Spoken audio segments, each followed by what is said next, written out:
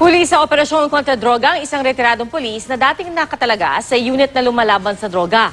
Nakatutok si John Consulta.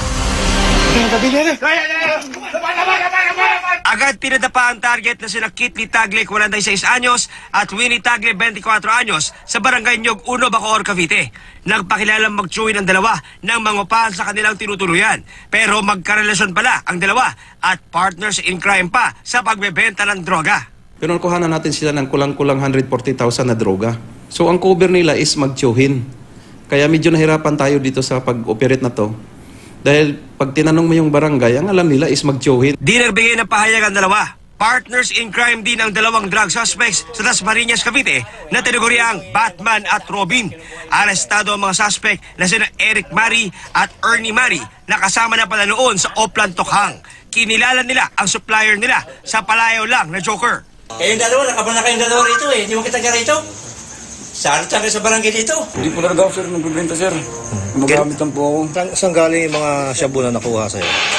Pag-joker yun, sir. Saan ka kumukuha ng shabu na ginagamit mo?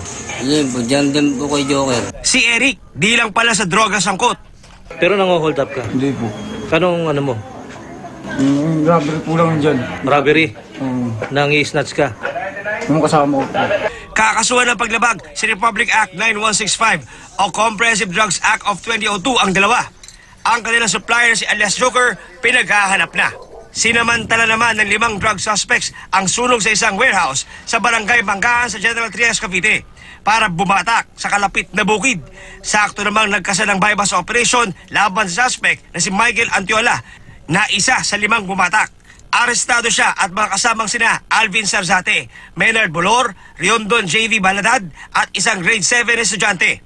8 pakete ng hinihinalang shabu at drug money ang nasabat sa mga suspect.